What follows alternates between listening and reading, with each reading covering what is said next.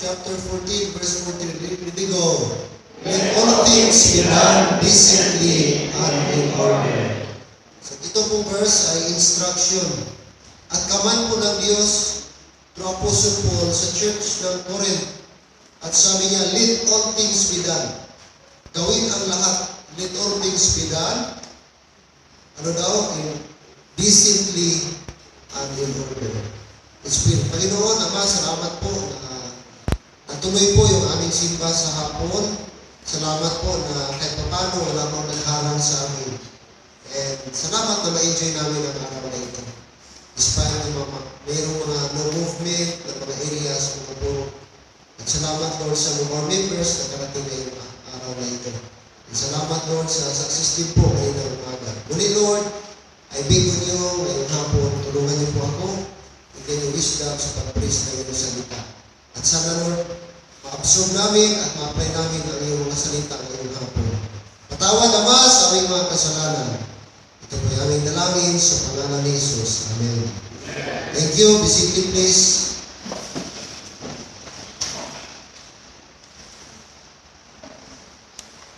Ating mensahe ngayong hapon, 10 utos sa pagsamba. The 10 Commandments in worshiping the Lord. 10 Commandments in worshiping the Lord.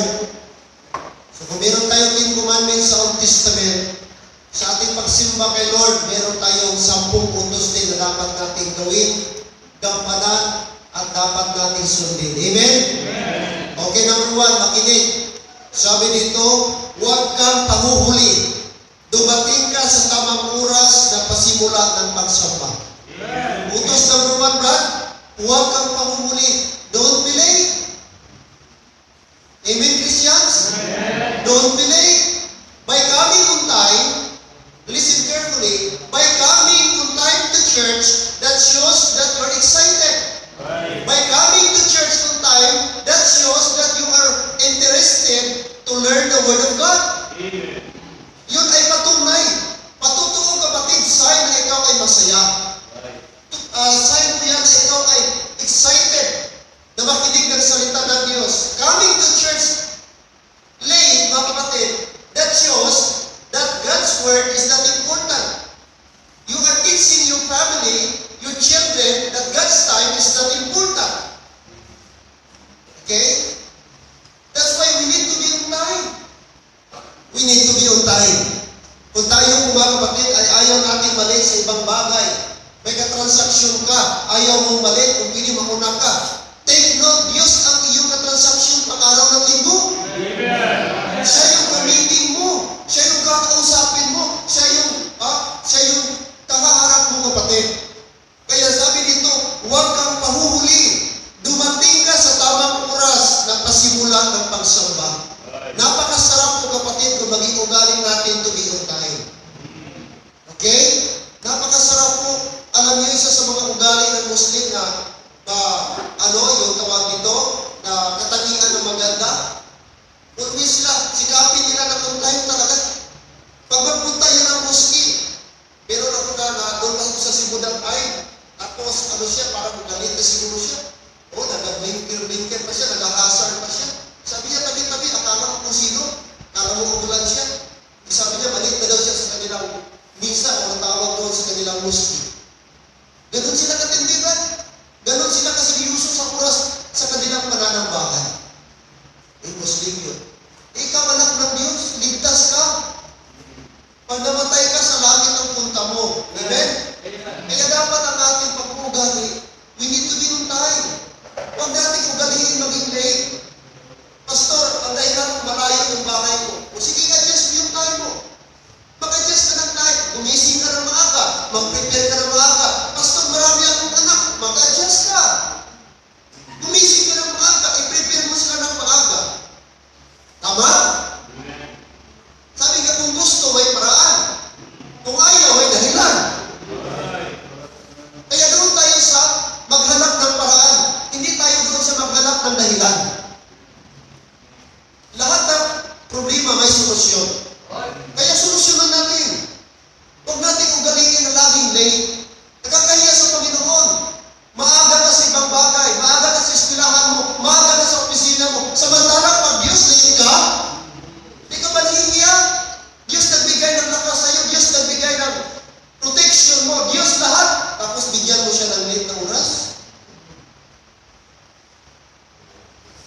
Amen?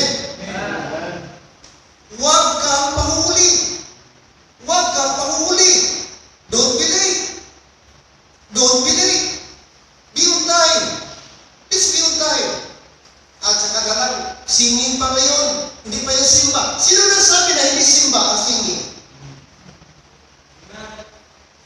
Walang simba na mangyayari kung hindi kasama ang singing. The moment kapatid nag-start, the moment nag-build na yan, that start, that signals, that is the moment, the time that we need to worship the Lord. Huwag natin i-categorize na pag divine service na yung simba. Sunday school, hindi pa simba. Mali! Lahat na gawain sa loob ng simbahan that is simba. Giving is worshiping. Praying is worshiping. Preaching is worship. Singing is worship. Everything is worship to the Lord. Kaya bigyan natin ng halaga. Amen? Napakasarap kung lahat ng mga membro magpaunahan tayo, huwag tayo magpalit, di ba? Ang Tibunoy kapatid, wala, grabe yan sila. Excited yan sila kung saan nila, kaya nakita naman nila yung salugad nila. Di ba? Tayo hindi naman ganon. Atin, ma-feel natin ang presensya ng Lord.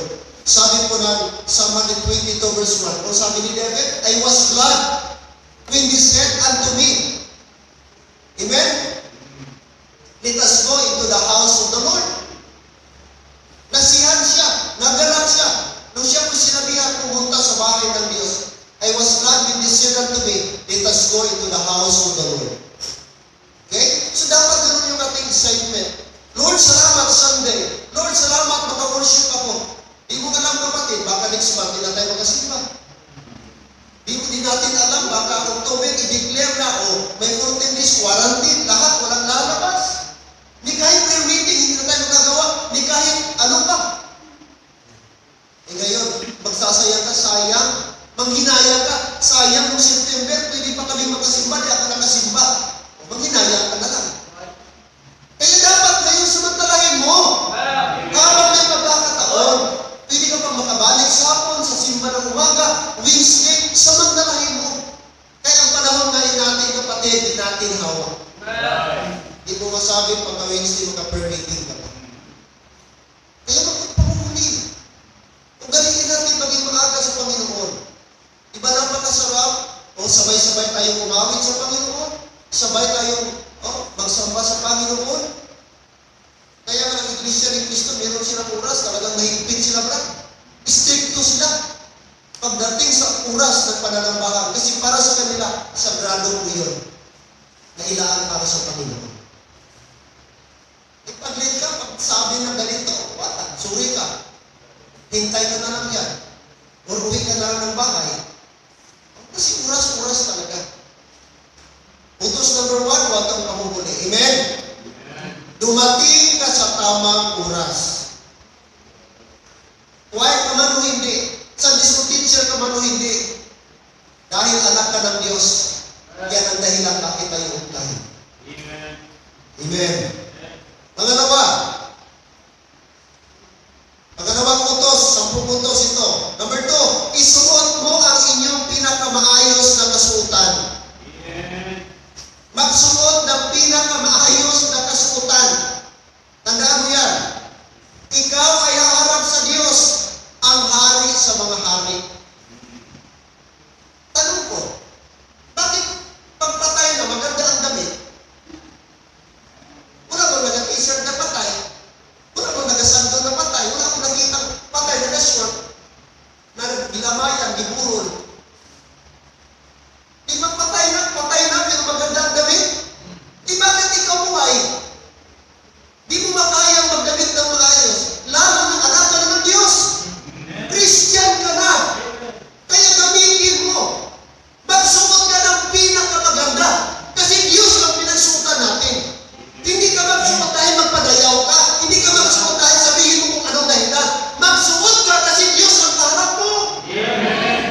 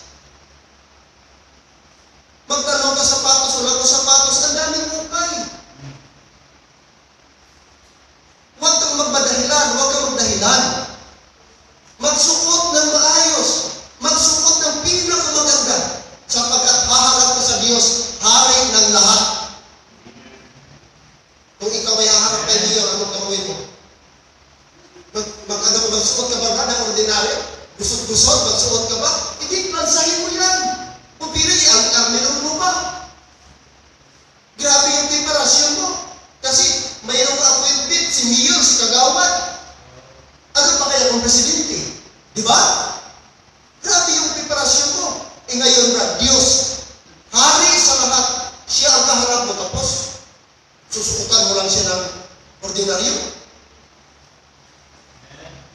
Amen! Ganon din mga babae. Magdamit ng tama. Ayusin ang buhok. Hindi yung nakalaylay, nakaano ka dyan, halos hindi makita ang mukha mo. Ayusin mo, magbuhos ka. Presentable ka. Nahaharap sa Diyos.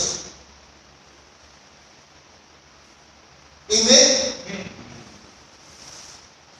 Magsuot ng tama. Sa Diyos ka pumupunta. Hindi ito public market. Hindi ito mall. May kagakumpanya. Simbahan ito. Tandaan mo, simbahan. Diyos na banal. Lugar na banal. Tahanan ng Diyos. Ang ating pinupuntahan. Suotin mo na yung pinaka-the-best. Hindi na mo gamitin yung pagpatay na, pangguro na. Amen. Bakit pag ibang okasyon, lalabas yung pinaka-the-best mo na damit? Pag sa Panginoon, hindi mo magawa.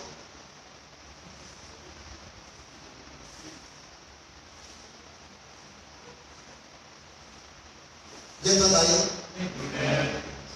Magsuot ng tama.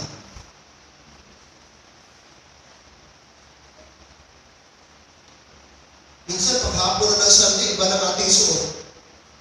Dapat kung anong suot sa umaga, gano'n din sa hapon. Kung hindi, sobrahan mo pa sa hapon. Kung Miyerkules, dapat gano'n din. Parang ginakategorize natin, Sunday morning, mas special. Ang hapon, ordinary. Miyerkules, lousy. Anong klase nga? Mindset yan. Amen? Ano ito binasa ba? Let all things be done decently and in order. Gawin ang lahat decently. In order plus time.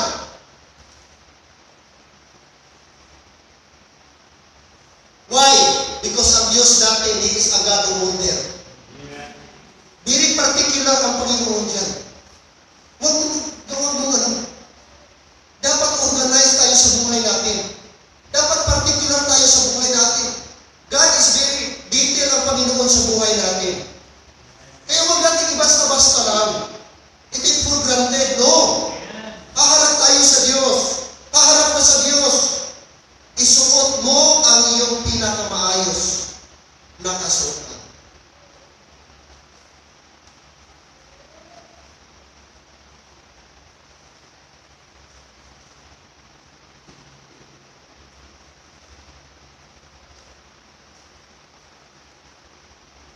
Saan yung pag-last trip mo? Gamitin na natin yan. Huwag natin hintayin magamit sa ibang bagay. Walang kwenta kapatid, napakaganda yung damit, napakapamahalin yung damit mo kung nasa kahon ka na. Walang kwenta. Magdamit tayo ng maayos. Amen! Rule number 1, utos number 1, huwag kang pahuhuli. Dumating ka sa tamang oras na pasimula ng pagsamba. Utos number 2, pangalawa, isuot mo ang iyong pinakamaayos. Take note. Tandaan mo yan. Pinakamaayos na kasuotan, ikaw ay haharap sa Diyos. Ang hari ng lahat. Pangatlo, commandment number 3, umupo ka sa pinakaunang bakante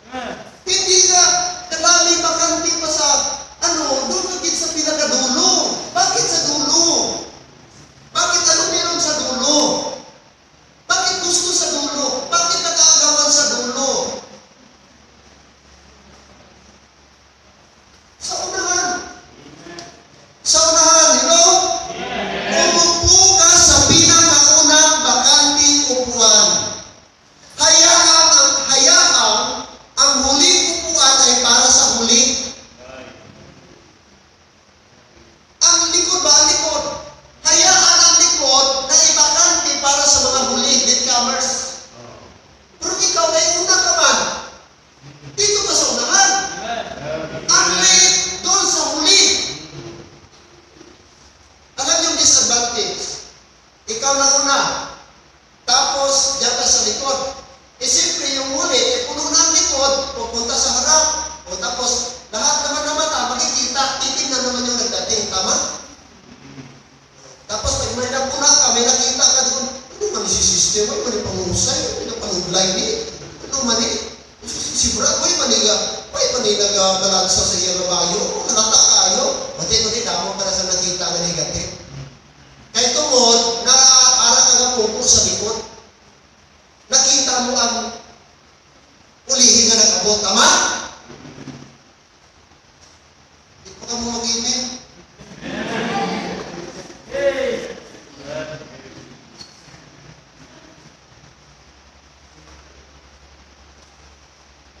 Ang ugali ng tao, ano?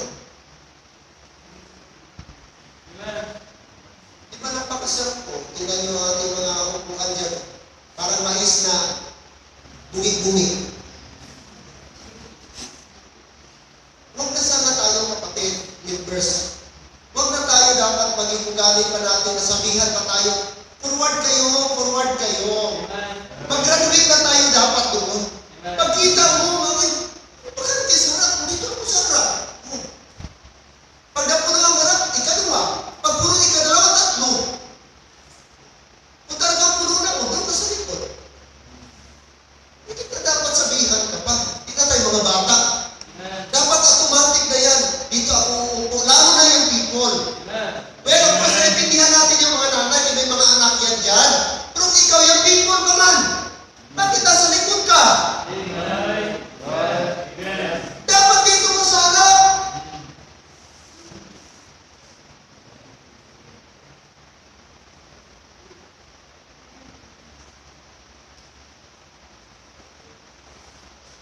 Nagpakita yan ang ating true character. Nag-reveal sa ating character yan.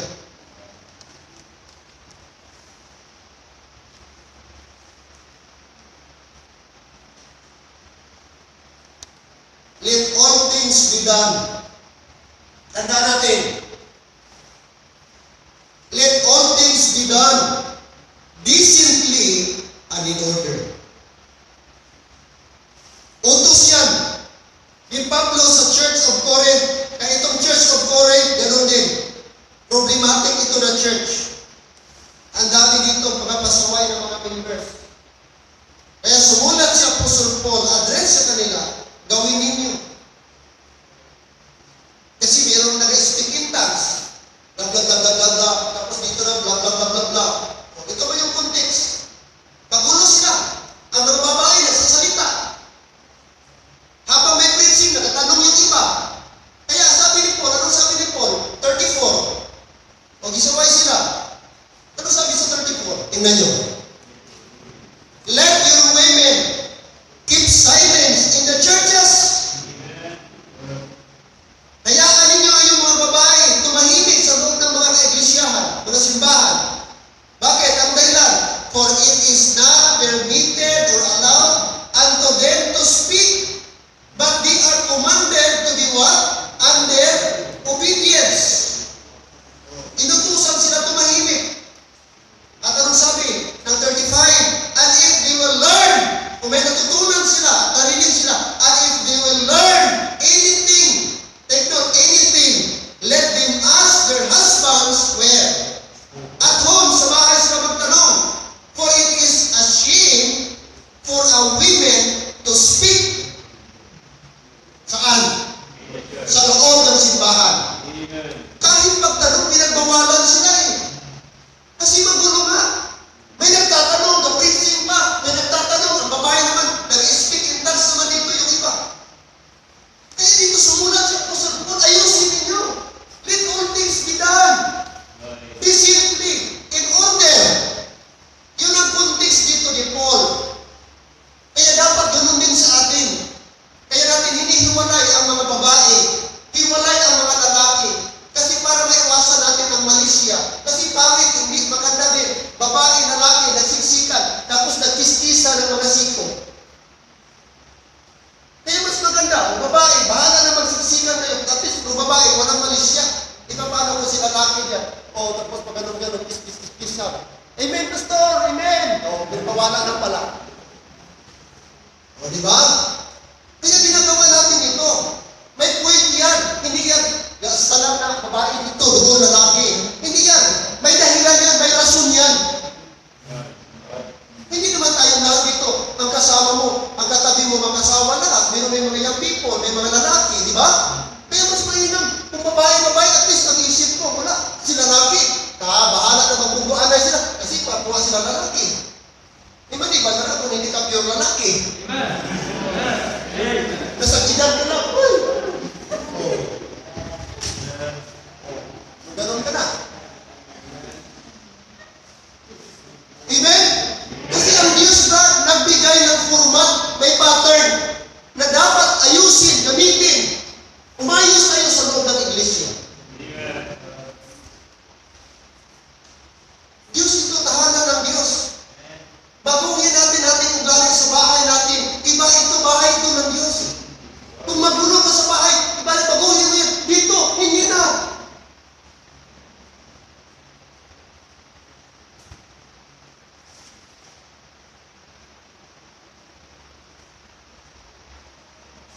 Amen. Pang-apat, utos. Pang-apat na utos. Ituon ang pag-iisip sa salita ng Panginoon. Focus your mind on the Word of God. Bulayin, i-meditate. Bulayin ang utos. I-meditate mo. Angkinin ang mga pangako. Claim the promise. At magpakumbaba sa mga pagsamay. And be humble to the correction. Focus your mind to the Word of God. And then, sunod, ano yan? Sabi niya dito, meditate the Word of God, claim the promise of God, and be humble for the correction. Yun ang proper na ugali. Hindi na habang gasimba ka, sige ka kwentuhan dyan. Gasimba ka, gasilpon ka. Hindi yan tamang attitude. Hindi yan tamang kapatid na ugali sa loob ng iglesia. Mali. That is disrespectful.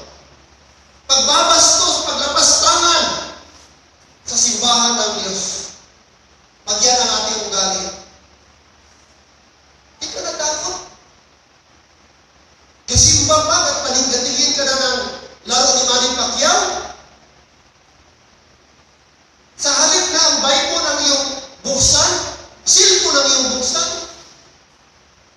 Ang masakit, maglaro ka pa sa loob ng simbahan. Wala kang takot sa Diyos niyan.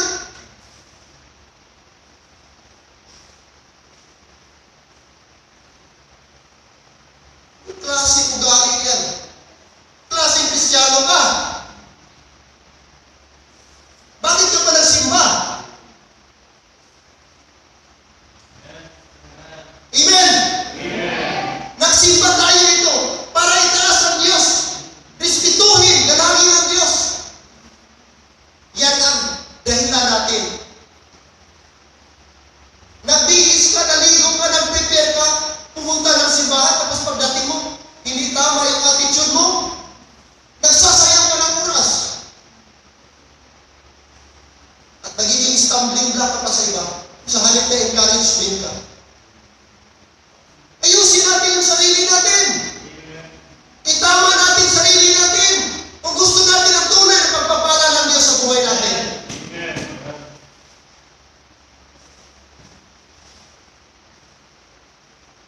Ituon ang pag-iisip sa salita ng Diyos.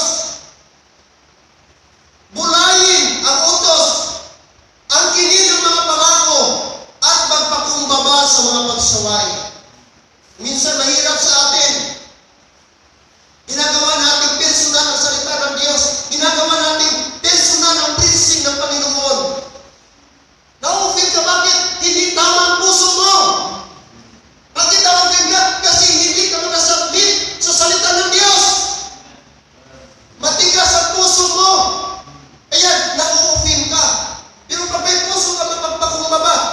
matutuwa ka pag nire-review ka. Amen? Kasi salita yan ng Panginoon. Hindi yan kay pastor. Bakit ka ma-open kay pastor? Ginagampanan niya yung trabaho niya bilang pastor. Kung mag-pastor tapos hindi mag-preach the word of God, ang pastor hindi magsalita ng kasalanan, hindi siya dapat mag-pastor. Hindi yan tunay na pastor. Amen? Ang kailangan ng kapatid, magpakumbaba tayo. Pinakasolusyon sa problema mo, sa puso natin lahat magpakumbaba. Ma-offend ka, kahanap ka ng ibang simbahan, darating ang time, ay may pride ka, ma-offend ka rin doon, aalis ka naman. Dahil saan matupunta, ang word of God hindi magbabago. Kasi ang word of God, that is word of rebuke and correction. Tandaan mo yan. Aalis ka dito, kaya na-offend ka sa preaching. Sige, let it be. Pagdating doon, wala bang preaching?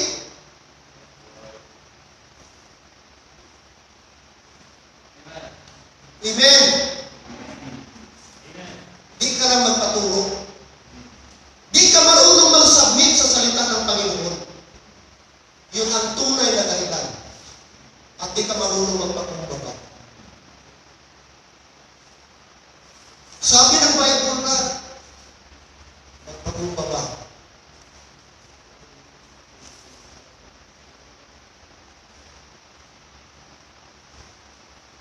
Sa mga pagsunod. Ano sabi ng Bible? Sabi ng Timothy, all scripture is given by inspiration of God and is profitable for what? Number one, doctrine. Number two, for reproof. Tapos, for correction. Ano ba? For instruction in righteousness. Yun ang Bible. Doctrine, reproof, correction, and instruction. Baka nakalimutan mo yung apat na yan. Sometimes, i-correct tayo. Sometimes, i-instruct tayo. And sometimes, kailangan natin ng doctrine. Yan ang purpose by Bible. Yan ang purpose by preaching. Hello? Amen. Amen. Commandment number 5. Commandment number 5, makinig ka. Huwag makipagkwentuhan sa iyong katabi. Maliwanag? Huwag makipagkwentuhan. Men, iwasan natin yan, mga men. May mga young people, nagbabasit, nag-observe sa atin.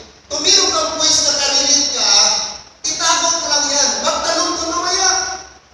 Hindi na puhiton mo si brad mo. Kausapin mo si brad mo habang may preaching pa. No! Iwasan natin yan. Hindi yan proper way. Hindi yan biblical way. Huwag makipagkwentuhan.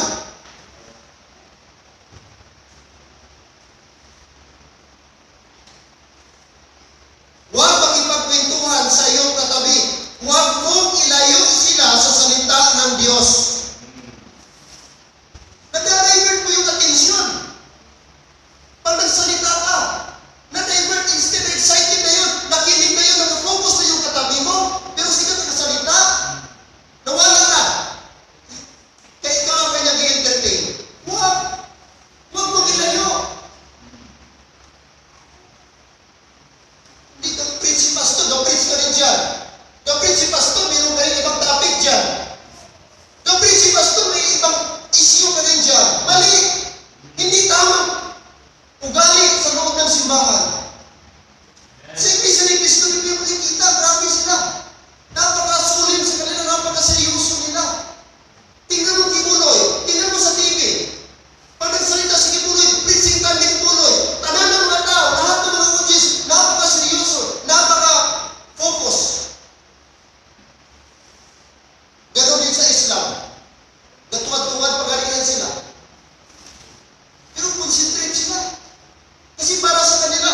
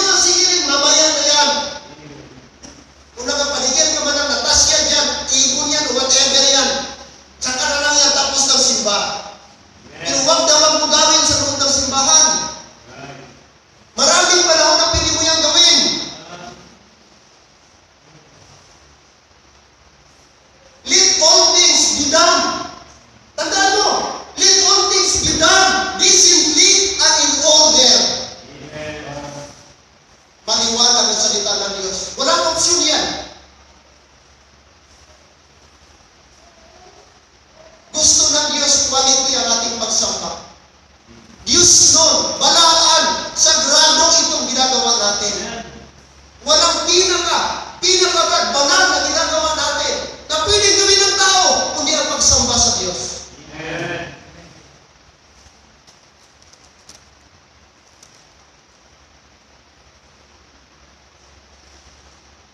One time, ang Ark of the Covenant napunta doon sa mga Philistines.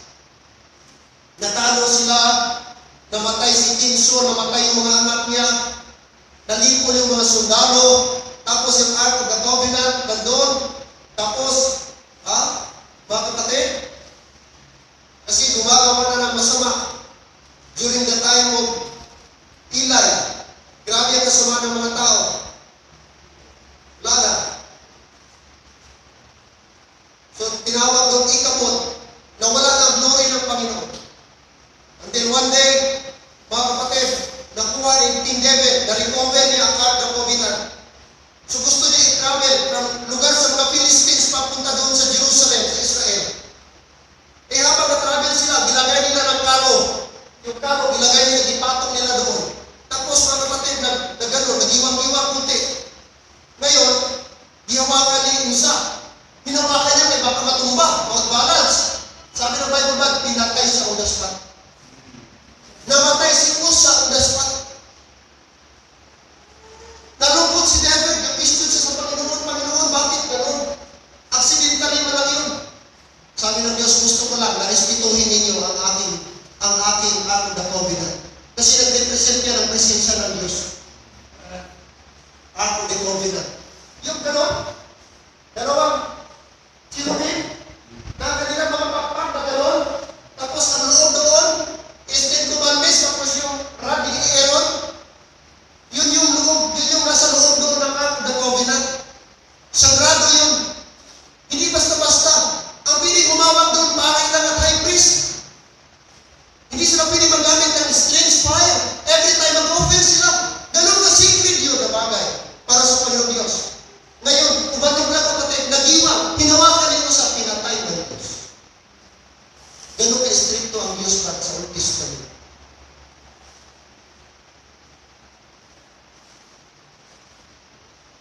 Brad, labas yun ang simbahan. Hindi yun simba. Ano pa kaya? During simba. Hello, amen? Huwag makipagkwentuhan sa iyong katabi. Kasi gagayahin niya ng iba. Kaya may kang gagayahin ng pabisita. May mga bisita nagmamasid sa inyo, tapos ang iingay ninyo. Habang nag-apit si pastor, ang iingay ninyo. Anong sabi ng bisita? Sila. Ganito pala sila dito? Pwede pala magpintuhan habang kapastog nila doon?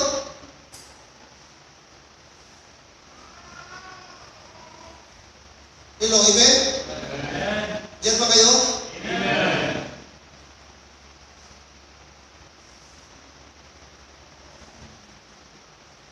Ito, address sa mga anak. Kasama na rin ako.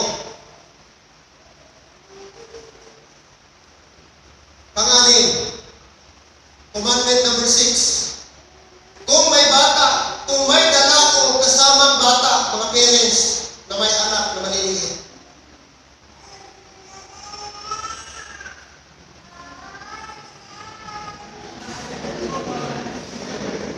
Di pa tapos si pastor, ha?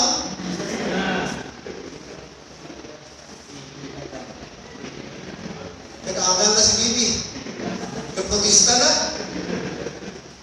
Kanina sa number 1, number 2. Wala pa siya gari-up. Ngayon, para sa bata na, gari-up na siya.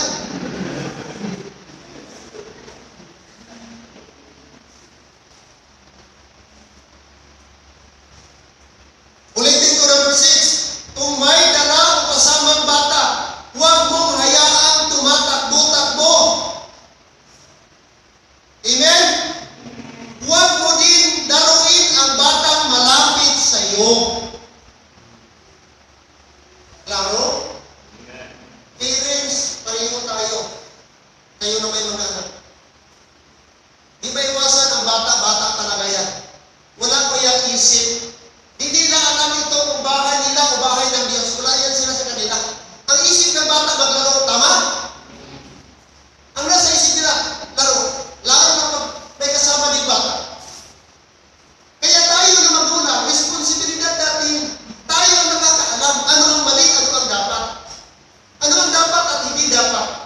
So since na bahay ng Diyos ito, simba itong ginagawa natin, tayo ang mag-control sa ating anak. Ano daw? Huwag hayaang patakbo-takbo.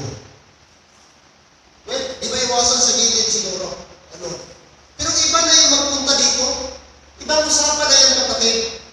Lalo na pag-preaching time, sorry. Pero ikaw na magulang, pagalitan mo talaga. Pagalitan mo talaga, ikaw na magulang o ikaw na lula, during preaching time, tapos anak mo, patakbo-takbo dito, tapos di mo sila suway, may kasalanan ka. Amen. Dapat automatic yan. Kasi pag di mo yan suway, pastor, bata man yan, tama na bata, pero ikaw na magulang, alam mo, dapat ikaw na mag-initiate. Dapat ikaw na mag-isip, alam mo. Hindi dapat. Kasi nasanayan sila ng okay lang pala. Pag di mo sinaway, okay na yan sa kanila. Kasi nga bata eh. Nakuha yun ba? Amen? Sana di kayo okay. Pareho tayo. Ang anak ko si Bibi, ganun kakulit. Kaya nga ginakulong naman sa office. At gusto natin kapatid ituro sa bata na ibang bahay, ibang tahanan ng Diyos. Dapat i-orient natin sa kanila na magpunta tayo sa church. Na magpunta tayo sa church, simbahan ang puntahan natin. Magbihig ka doon ha, magalit si Jesus. Huwag mo sabihin magalit si pastor. Ginagawa mo pagnakot si pastor. Anak, may pulis na ba doon? Halaka. Hala. Gawin natin panakot ang pulis. Dapat turuan natin. Anak, Diyos yun. Bahay ng Diyos. Tahanan ng Diyos. Ha? Magbihim ka doon. Pag di ka magbihim, pag uwi natin sa bahay, papaluin kita. Pareho lang tayo. Kung na-struggle kayo sa anak ninyo, ako din, struggle din kami ni Bibi. Alam ko, mahirap mga kapatid, mag-train ng bata. Mahirap mag-disiplina ng bata, pero kailangan natin gawin. Alang-alang sa gawain ng Diyos. Kasi pag di natin gawin yan, anong klaseng simbahan meron tayo? Amen? Anong klaseng simbahan meron tayo kung hayaan natin ating mga anak patakbo-takbo. Tapos hindi natin sisitahin.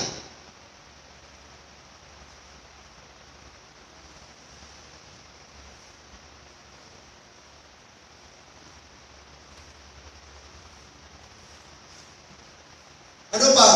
Sabi dito, huwag mo din laruin ang batang malapit sa iyo. Minsan may nakikita ko dyan sa likod. Please lang, pakiusap ko lang sa inyo, sa ating lahat. During preaching, during worship, kahit singing yan, huwag mong laruin. Bakit? Nakadistract ka sa nanay, nakadistract ka sa katabi ng nanay, at ikaw mismo hindi na nakafocus. Sa halip na magkanta ka, sa halip makinig ka, ang salita ng Diyos na wala na-divert na. Kasi doon ka na sa bata, ginalaro-laro mo yung bata. Hindi yung panahon na magdugsing kayo. May panahon yan, may tamang panahon yan. Amen? But maybe sa loob ng simbahan,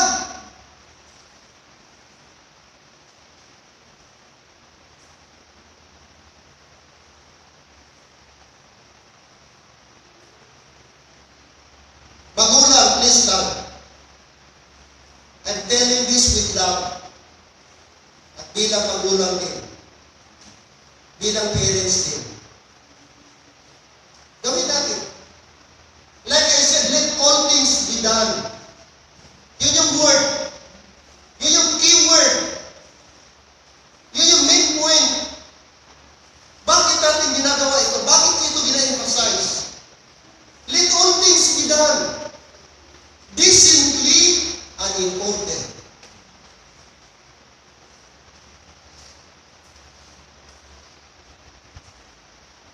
Ako, dumaan din kami sa bata. Ilan kami? Tatlo kami, lalaki, sunod-sunod. Pastor John, ako, kapatid ko. Pero tatay namin, nanay namin, sa bahay pa lang, di-instructional, simbahan ito, simba. Magsimba ha, hindi nag-touch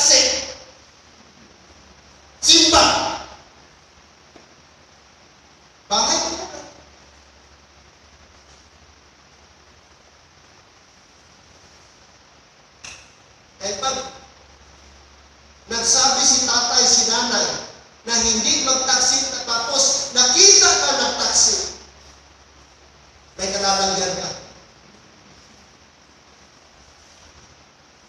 Magulang, kung yung ialam ng anak ninyo, masanay magtaksit. Actually, parang sugal na rin yan. Tira, tapos.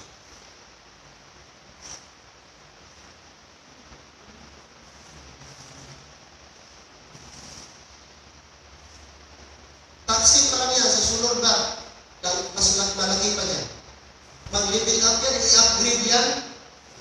Magtaka ka, marunong na magnakaw sa bulsa mo. Sa pitaka mo yung anak mo, kay marunong na. Nasanay na, nagsimula, doon sa taksit-taksit na.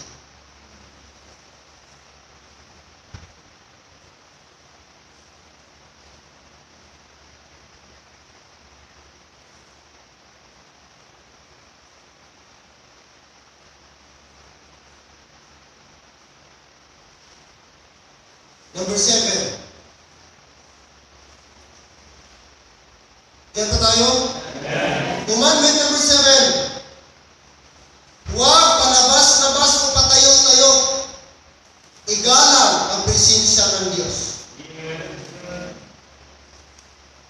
Huwag palabas-labas o patayo-tayo. Igalang ang presensya ng Diyos.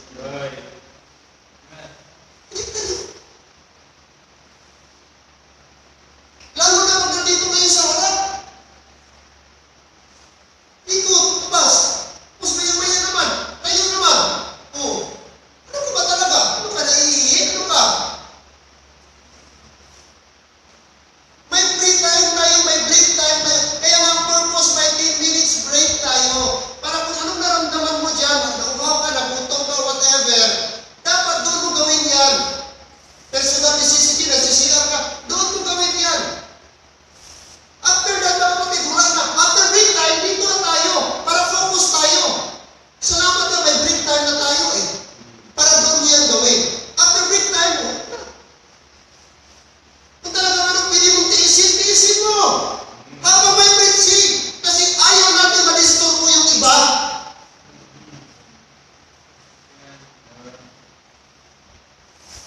Ano disadvantage? Una yung hangin natin sa loob. Sige, open, close, open, close, open. O, wala na.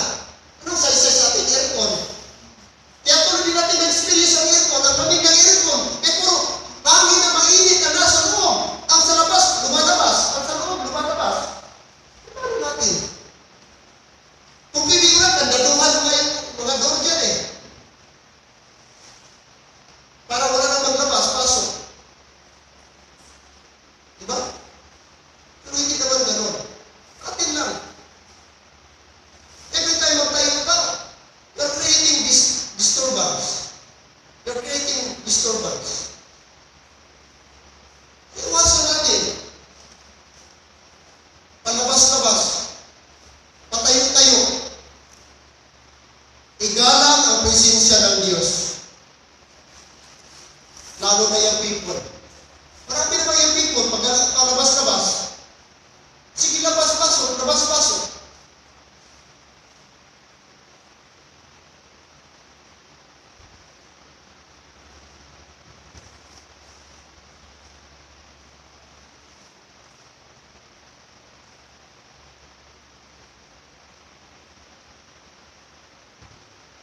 Number 8.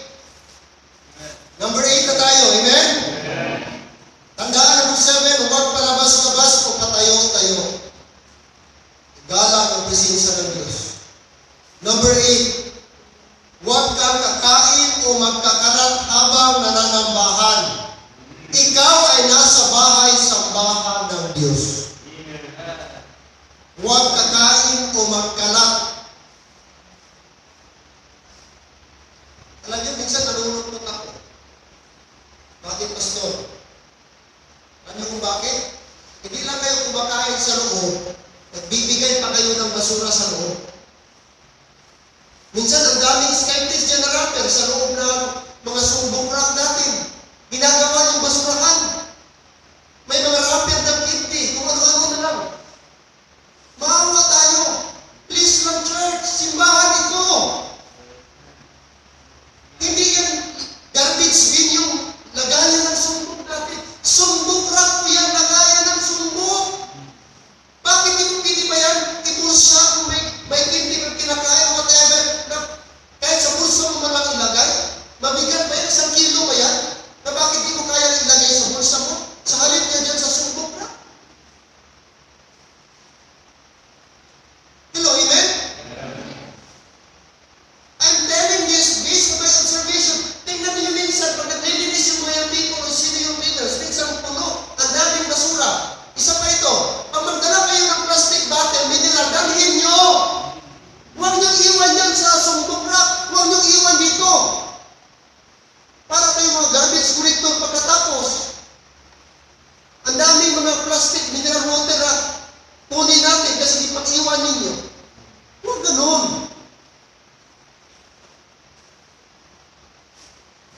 Amen.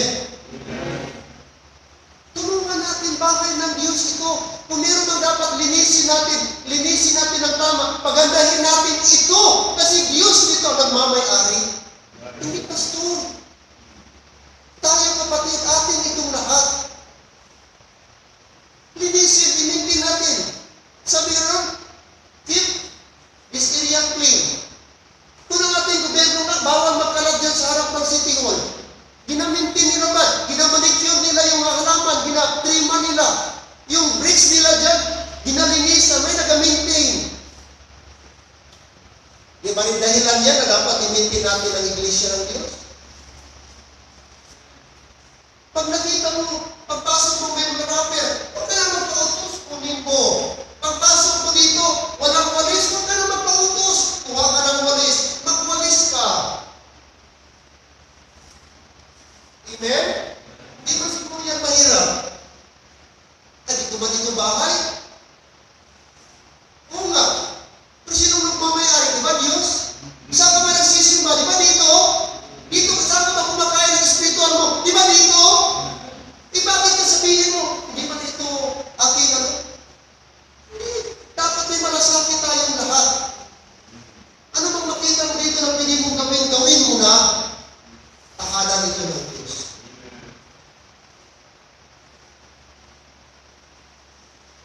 Huwag magkalat.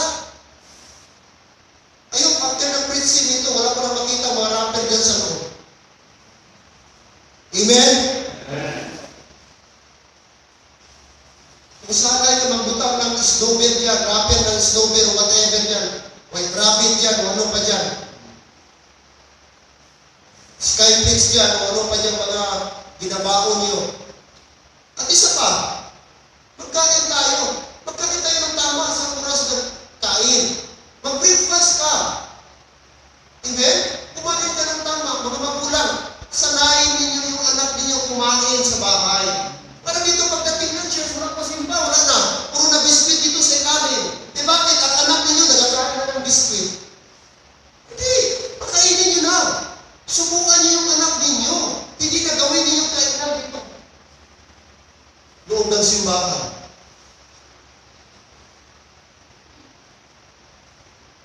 Sa aming case, si Bibi mahirap yung pakainin. Pida ba, kumbaga? Habul-habulin mo pa. Minsan, papalo pa. Ang dami pang drama mangyari, may action pa. May maalala mo pa kaya, bago pa makakain. Ang dami eksena. Pero pilit namin na sa simbahan, lalo na pag Sunday, dapat kumain siya. At hindi ko gusto pakainin niya ng junk foods. At mga membro, huwag kayong magbigay ng junk foods, please. Kaya ginasanay ko anak ko na hindi magkain ng junk foods. Pangalan parang junkie. Huwag kayong magbigay. I-appreciate yung nagbigay kayo, pero huwag lang yung junk foods. Biscuit pwede. Pero huwag yung mga chichirya na yan. Kaya ginabawalan mo talaga yan. At huwag natin sanayin. Pagdating simbahan, sa halip yung opening nila, chichirya na kaagad. Natuloy ang anak niyo, yung UTI yan. Alam niyo mga kapatid, pag ang bata laging chichirya, kaya walang ganang kumain kasi ang taste ng chichirya, yun yung hinahanap. Kasi ang chichirya, kargado na ng mga binsin niya. Artificial flavoring, seasoning. At pag bigay mo ng pagkain na walang lasa, hindi yan kakainin talaga. Kasi nasanay na ang taste bud niya doon sa lasa ng chichirya. I tell you, hindi ako expert pero that is based on my observation talaga. Once nasanay ang bata, di ganahan magkain ng gulay, di ganahan mag-ano ng prutas, kasi chichirya ang kanyang hinahanap. I tell you. Someday, mahirapan na magpakain sa anak mo. Because sinanay mo. Maling training ang ginawa mo sa anak mo. Lalo na sa panahon natin ngayon, mga bata, mostly hotdog, fried chicken, ano pa yan, mga mala, pritong isda. Kahit sabaw, ayaw na. Kahit dahon, ayaw na ng ano. Kahit malunggay, ayaw na. Kahirap na pagkainin ng bata ngayon. Lalo na. Bakit? Kaya isa na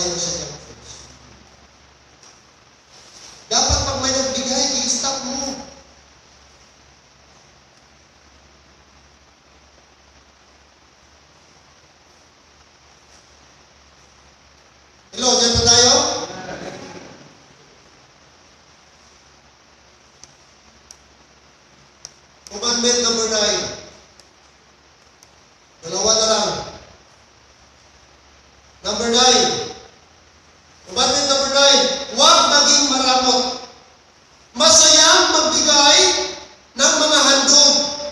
Kaloob at ikapo, dito ang Diyos ay nalulungkot. Maliwanag? Huwag maging maramot. Huwag maging dalog. Huwag maging sakim. Huwag maging selfish sa pagbigay para sa Panginoon. Have a liberal heart. Have a generous heart. Ito ang sabi ng Bible God. Huwag maging maramot. Masayang magbigay ng mga handog. Cheerful giving. Masayang magbigay. Dapat ang pag-offer mo sa Panginoon, ang offering ng tithes mo, dapat from the heart. Hindi na pilitan, hindi na pensa, hindi kung anong motibo, but cheerful giving. God love it. Not grudgingly or of necessity, sabi ng Bible. For God love it, a cheerful giver. Masayang magbigay. Kung meron tayong church, special offering tayo para sa ating kuryente, masayang magbigay. Church, meron tayong special offering o magkuha tayo ng pledges para sa ating project ngayon. O, masayang magbigay. Masayang mag-commit ng pledge. And by the way, si Pastor sabi mo lang, depende lang sa kaya mo. Kung 50 lang kaya mo, let it be, so be it. Basta masayang magbigay. Hatag ka man niya, 1,000, 2,000, 5,000, nagumog-kumog ka man. Hindi ganoon. Hindi proper na ugali. Masayang magbigay. Take note, ang tinutulungan mo Diyos, bahay ng Diyos, simbahan ng Diyos, ang tinutulungan mo. At ang Diyos kapatid, kayang magbalos sa mga tao na bibigay para sa Kanya. Huwag maging maramot. Magpuripot para sa Panginoon.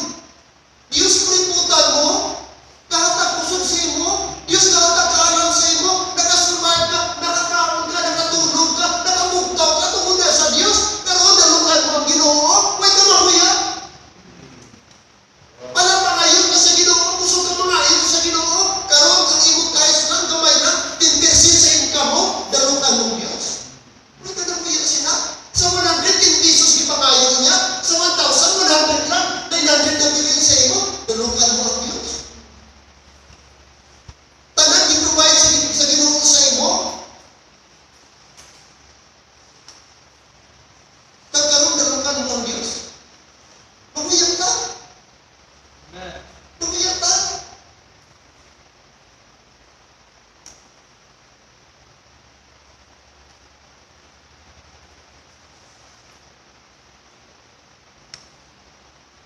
Huwag maging maramot. Sabi ng Bible, the liberal soul shall be made fat.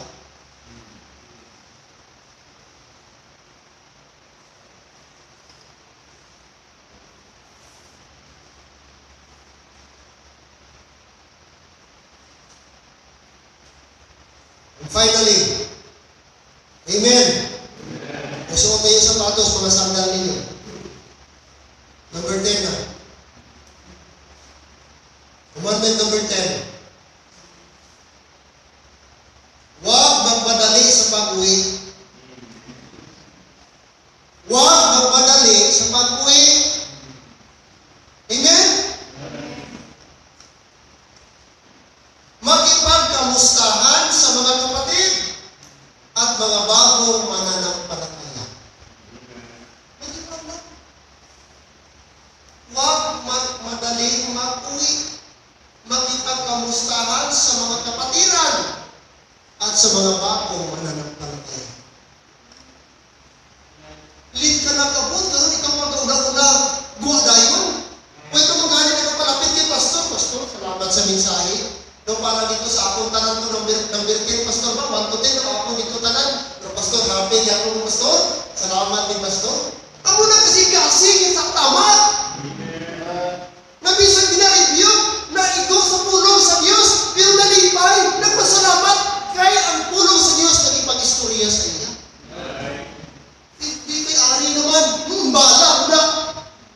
Kumusta? Kapatid, pag mo na ugali mo, anihon mo na someday. Kasi dun sa Bible, ano itanong mo, anihon mo na. Nagtanong ka sa kalahibuot, nagtanong ka sa mga unang ugali, someday, anihon mo na. Sa bata mo, sa mga tao na iban, parinti mo, balusan ka man ihapon. Kaya ang principle sa Bible, love begets love. Respect begets respect. Ang gugma, nagabata sa gugma. Ang kaluoy, nagabata sa kaluoy. Meaning nag-aani. Ang respeto, nag-aani man sa respeto. So pag ganyan ugali mo, ungrateful ka, di ka marunong magpasalamat, anihon mo na sa iyo. Kaya dapat i-change na ito atong kasing-kasing. Hindi simbahan ang solusyon mag-change kasimbahan. Kasing-kasing ang solusyon ba? Baguhon mo yung kasing-kasing. Bisang pinang kasimbahan, libuton mo. Pag kasing-kasing mo, hindi ka marunong paubos. Pag-abot dito, ma-open mo lang gihapon.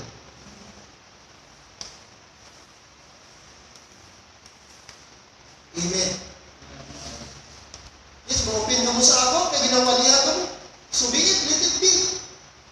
Mga kapatid, I don't care. As long, igampanan ko trabaho ko bilang pastor.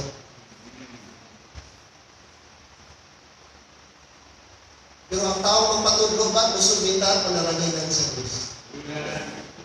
Yung mga tao magpasaway. At ang mga tao na-accept sa review, ang mutong i-bless nila. Ano ang purpose sa simbata ba? Itudluan ka din.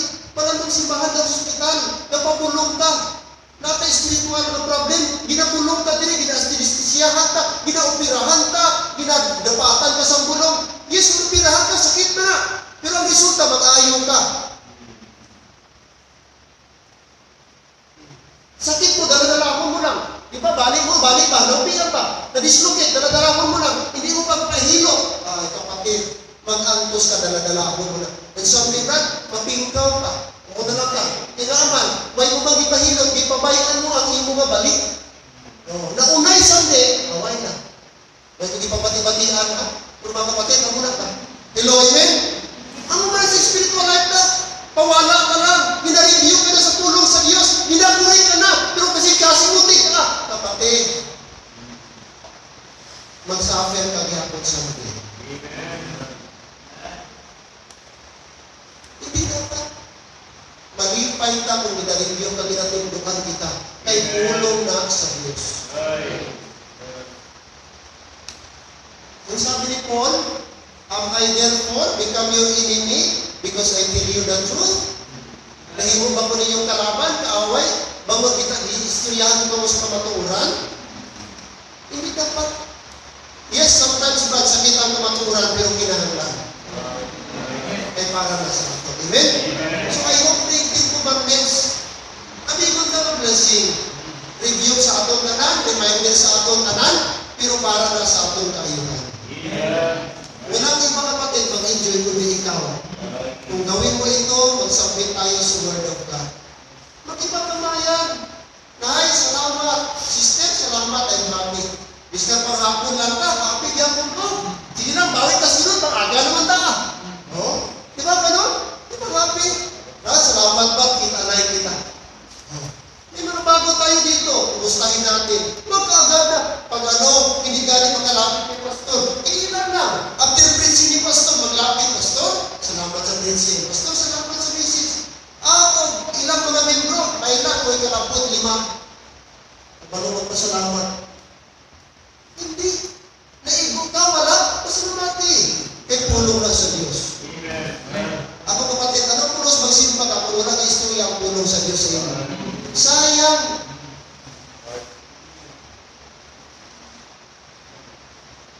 That means kung may something na sa puso mo, that means the word ng Holy Spirit sa iyo, ginakonvict ka ng Holy Spirit.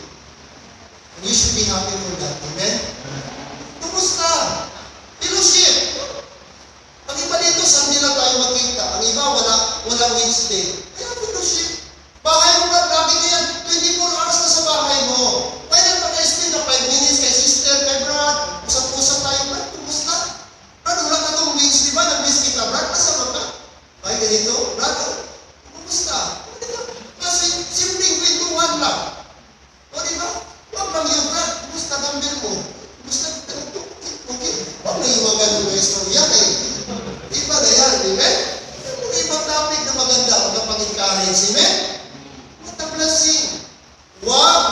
Sunday, umuwi, makipagkumustahan sa mga kapatiran at bagong mananampalataya. Church, be a blessing. Amen? Be a blessing sa ibang mga kapatiran. Yun, kapatid, ang 10 puntos. Sino na ka-memorize? 1 to 10. Hindi kayo. Bigay ako ba ng 100? May 100 ako dito. Walang tinginan sa budigo. Church, lastly. Ulitin mo ating text. Wala akong ikot na maraming verse. Isa lang kapatid. 1 Corinthians 14:40, tandaan natin. Sabi ni Paul, let all things be done decently. And what? Amen. Gusto ng Diyos kapatid, ang ating iglesia maging kaaya-aya. Gusto ng Diyos ang ating simbahan decently. Gusto ka ba ba pumunta sa simbahan na walang sistema, magulo? Of course, hindi. Magulo, makalat, maano. Gusto natin decently, mga kapatid, uninterrupted. Kaya, sa awa ng Panginoong Diyos, by God's grace, pag-pray natin, medyo mahirap, diba? Pero sa awa ng Diyos God, by God's grace, sikapin natin na sa tulong ng Panginoong Diyos, magawa natin ito. Oh? The blowing of God, ang ating mga anak, mag-control natin, labas-pasok nila, oh, para maging blessing tayo. Amen? Every head bow, every eye closed, tumayo tayo.